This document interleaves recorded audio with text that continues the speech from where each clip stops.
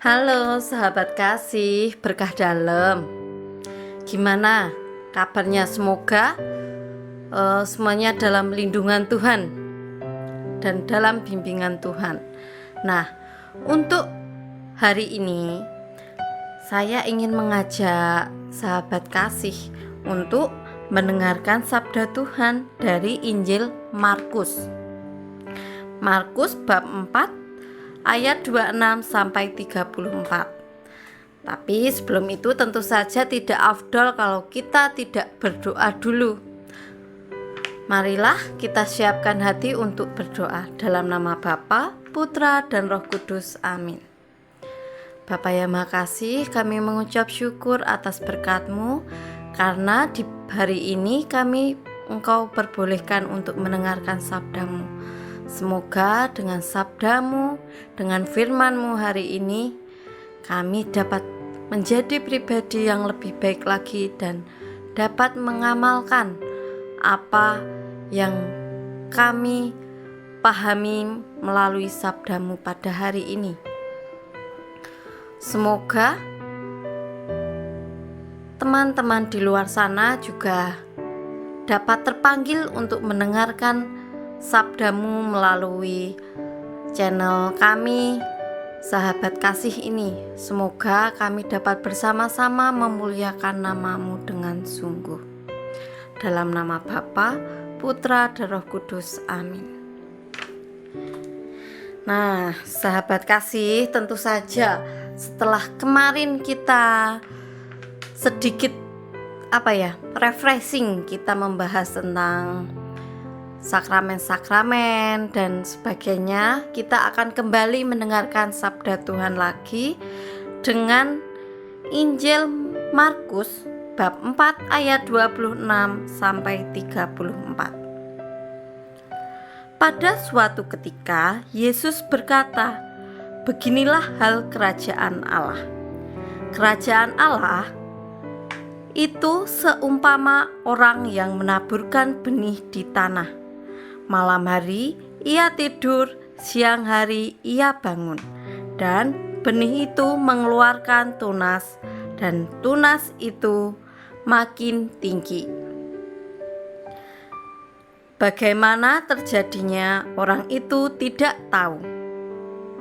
Bumi dengan sendirinya mengeluarkan buah. Mula-mula tangkai, lalu bulir, kemudian butir-butir yang penuh isi pada bulir itu. Apabila buah itu sudah cukup masak, orang itu segera menyabit sebab musim menuai sudah tiba." Yesus berkata lagi, "Dengan apa hendak kita membandingkan kerajaan Allah itu? Atau dengan perumpamaan manakah kita hendak menggambarkannya? Hal kerajaan itu seumpama biji sesawi yang ditaburkan di tanah. Memang biji itu yang paling kecil daripada segala jenis benih yang ada di bumi. Tetapi apabila ia ditaburkan, ia tumbuh dan menjadi lebih besar daripada segala sayuran yang lain, dan mengeluarkan cabang-cabang yang besar, sehingga burung-burung di udara dapat bersarang dalam rimbunannya." Dalam banyak perumpamaan semacam itu, Yesus memberitakan sabda kepada mereka sesuai dengan pengertian mereka, dan tanpa perumpamaan ia tidak berkata-kata kepada mereka. Tetapi kepada murid-muridnya ia menguraikan segala sesuatu secara tersendiri. Demikianlah sabda Tuhan. Syukur kepada Allah. Nah, sahabat kasih, tadi kita kan sudah mendengarkan sabda Tuhan tersebut, dan saya yakin sahabat kasih juga tidak baru kali ini mendengarkannya, akan tetapi sudah sering atau mungkin sudah seperti kaset yang berulang kali berputar di otak kita. Nah, tentu saja sudah tidak asing bacaan ini.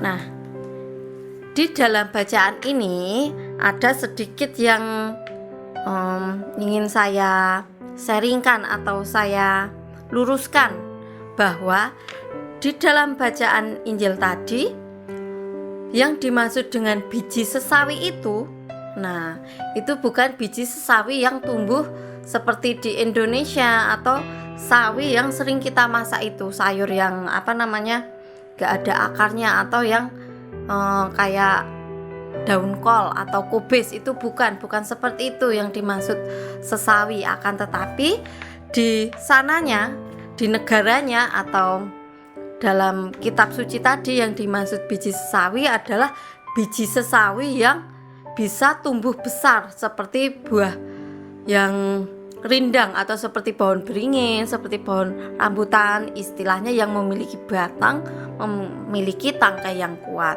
Jadi tidak seperti dalam bayangan kita di Indonesia, kalau sawi itu kecil seperti kubis, itu enggak. Nah, di sini dalam bacaan tadi dikatakan bahwa biji sesawi itu adalah biji yang paling kecil di antara biji yang lain. Akan tetapi jika sudah tumbuh, dia akan menjadi pohon yang kokoh, pohon yang membuat rumah untuk para burung-burung bertengger, seperti itu. Dahannya banyak, daunnya banyak, rindang, seperti itu. Nah, dalam bacaan ini ya, kita kan ditanya, kerajaan Allah itu ingin kita gambarkan seperti apa toh? Nah, tentu saja sudah tidak asing bahwa Tuhan Yesus dalam pewartaannya itu menggunakan perumpamaan-perumpamaan. Nah, di sini Yesus menggunakan perumpamaan biji sesawi. Kerajaan surga atau kerajaan Allah, nah ini tergantung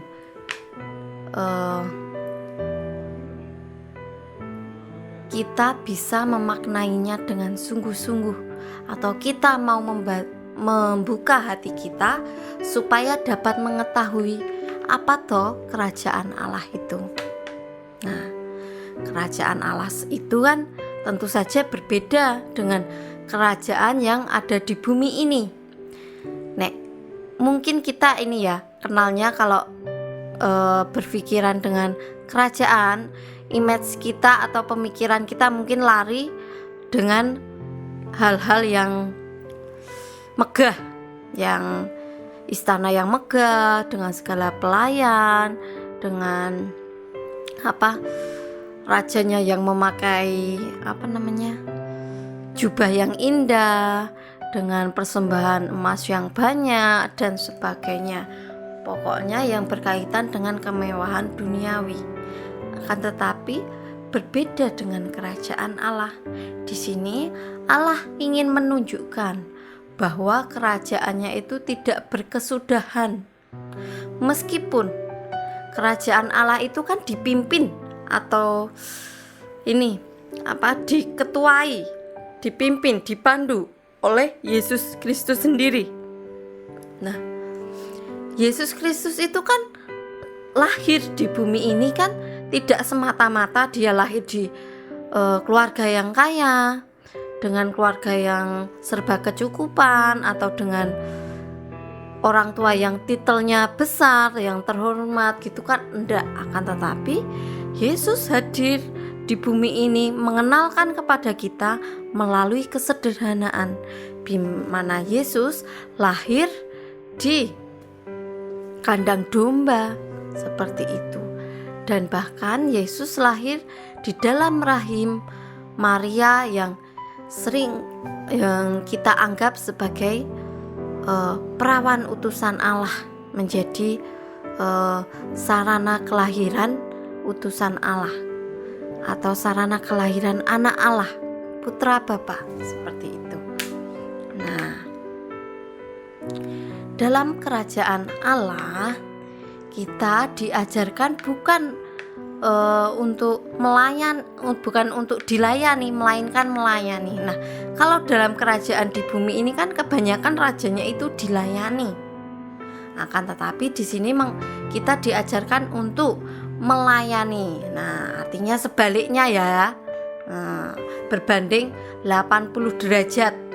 Malah 180 derajat gitu ya, 360 derajat gitu juga bisa. Nah, di sini Tuhan ingin menampakkan kuasanya, bahwa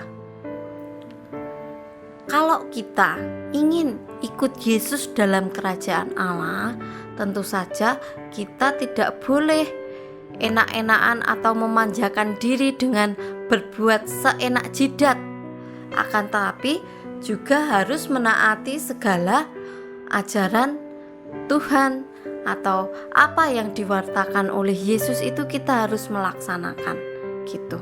Nah, seringkali dulu ketika saya masih kecil belum paham apa itu kerajaan Allah. Nah, di situ saya juga merasa heran. Besok itu kalau saya tidak ada atau pergi dari dunia ini, apakah saya juga akan bisa hadir dalam kerajaan Allah? Nah, seperti itu. Nah, kita kan image-nya itu kalau kita meninggal itu tentu saja ingin bahagia, ingin masuk surga, ingin bergabung dalam kerajaan Allah. Nah, akan tetapi tentu saja kita harus menabur sebelum bisa ikut dalam kerajaan Allah. Menaburkan melalui, mungkin tidak harus perbuatan yang langsung besar, seperti biji sesawi. Kita melalui dari hal-hal kecil, melakukan hal-hal baik dari yang hal-hal kecil. Misalkan kita belajar untuk bertindak jujur, atau kita bertindak untuk setia terhadap ajaran Tuhan dengan kita rajin berdoa, rajin istilahnya rajin melaksanakan apa yang seharusnya kita lakukan sesuai dengan ajaran Tuhan, seperti itu. Nah, kita menabur dari hal-hal kecil. Tentu saja dari hal-hal kecil, ketika kita bisa bertanggung jawab terhadap hal kecil, kita akan ditambahkan dengan tanggung jawab yang besar. Nah, ketika tiba waktunya kita ditebas atau kita berbuah itu artinya kita menjemput ajal kita. Nah, itu kan saatnya Tuhan memanen apa yang Dia wartakan kepada kita. Nah, ini anak ini menyerap firman-Ku atau tidak, perilaku di bumi bagaimana, seperti itu. Di mana orang tersebut tentu saja akan dihakimi oleh Tuhan Yesus ketika sudah meninggal. Kita ini pastinya orang ini di bumi berbuah atau tidak toh? Orang ini bermanfaat tidak toh untuk orang lain, seperti itu. Nah, kerajaan Allah diibaratkan seperti itu. Kita diajarkan untuk menabur hal-hal baik, mulai dari hal-hal kecil, lalu kemudian kita akan diberikan tanggung jawab yang semakin besar. Nah, sekian sharing dari saya. Mungkin sahabat kasih punya pengalaman atau pandangan sendiri, merasa kurang kok yang dijelaskan oleh Mbak Tia kok beda ya, Mbak Sati beda apa yang dibilang gitu. Nah, di situ sahabat kasih bisa sharing kembali melalui kolom komentar, bisa chat pribadi juga bisa, seperti itu. Jadi tentu saja di sini saya membuka dengan sangat senang atau dengan sangat lebar-lebar diskusi bersama melalui kolom komentar, atau mungkin kalau dari sahabat kasih ada yang mau main ke daerah Borobudur, bisa mampir ke sini. Sekalian kita akan sharing iman bersama seperti itu. Nah, sahabat kasih, sekian sharing dari saya, semoga bermanfaat. Jangan lupa untuk selalu berbuat kecil meskipun dari hal-hal yang mungkin anggapannya kecil. Akan tetapi dari hal kecil kita suatu hari nanti akan diberikan tanggung jawab yang lebih besar dan menemukan kerajaan Allah itu sendiri. Nah, mari sahabat kasih, kita tutup pertemuan pada hari ini dengan berdoa, dengan doa yang diajarkan oleh Yesus Kristus sendiri. Dalam nama Bapa, Putra, dan Roh Kudus. Amin. Bapa kami yang ada di surga, dimuliakanlah namamu, datanglah kerajaanmu, jadilah kehendak-Mu di atas bumi seperti di dalam surga. Berilah kami rezeki pada hari ini, dan ampunilah kesalahan kami, seperti kami pun mengampuni yang bersalah pada kami, dan janganlah masukkan kami ke dalam percobaan, tetapi bebaskanlah kami dari yang jahat. Amin. Dalam nama Bapa, Putra, dan Roh Kudus. Amin. Sampai jumpa sahabat kasih, sampai bertemu lagi di channel saya selanjutnya. Semoga firman Tuhan dan yang kita sharingkan bersama bisa bermanfaat untuk semua umat di bumi ini. Terima kasih, berkah dalam.